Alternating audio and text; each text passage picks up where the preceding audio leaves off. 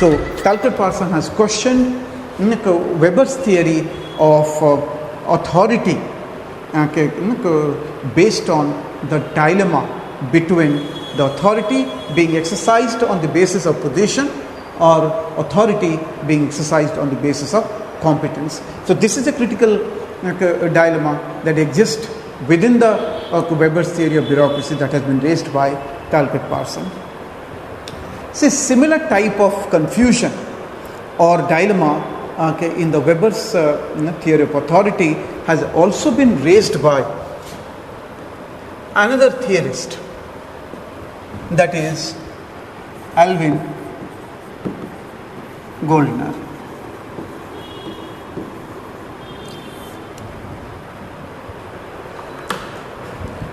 So similar type of confusion that exists in the Weberian theory of authority has also been raised by ALVIN Gouldenner.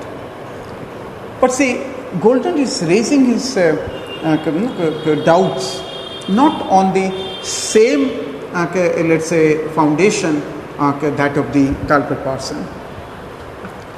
Gouldenner says that in Weberian model of bureaucracy, or in his theory of authority, the basis for the exercise of authority are two. One, position, and second, rationality.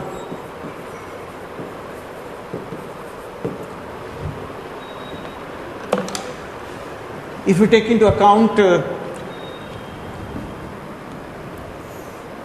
Talcott-Parson, he is raising a contradiction in Weberian theory of authority while he is referring that his authority is based on the exercise of his authority, or Weberian theory of authority is founded on these two, position and competence. Gouldenner refers position and rationality. Now let's try to understand this. Position, simply as Gouldenner says that one important aspect under the Weberian theory is the subordinate is to agree, subordinate is to follow because the superior occupies a superior position. So one occupying a superior position enables that individual to have superior authority and thereby superior power over the subordinate. So that position. But the second aspect that Gouldenner is highlighting, that in the Weberian theory, it is also being assumed that subordinates should follow the authority that is exercised by the superior because that is what is rational. The obedience to that is rational. That means whatever activities, whatever the things that is asked to be done, that needs to be followed because in compliance to that lies the achievement of the goal. So only when you do what you're asked to do, what the authority asks you to do, you do that because through that you will be able to achieve the goal of the organization. So Gouldenner in fact here similarly highlighting, let's see, if you take into account these are not necessarily consistent with each other. Here also lies a confusion because the position, this is something objective. Anybody who is at the superior position will command, and the command will be obligatory, and the subordinate is bound to follow the command. But at the same time, the second parameter, rationality, that compliance to those commands will result into achievement of the goal, not necessarily it will be always true. So that means in Weberian theory, as similar to Talcott-Parson, Gouldenner also highlights that this depends on the choice of the subordinate. So the subordinate can exercise a choice that whether this will result into the achievement of the goal or not. So this creates a dilemma of authority. It creates a confusion. That means if compliance to that command will not be rational, that means will not lead towards achievement of the organizational goal, then the subordinate can deny, subordinate can defy. So this contradiction has been highlighted by both these theorists, Talcott Parson and Alvin Goldner, where they are primarily highlighting that in Weberian theory of bureaucracy, the exercise of authority is not based on a single parameter. It is based on multiple parameters.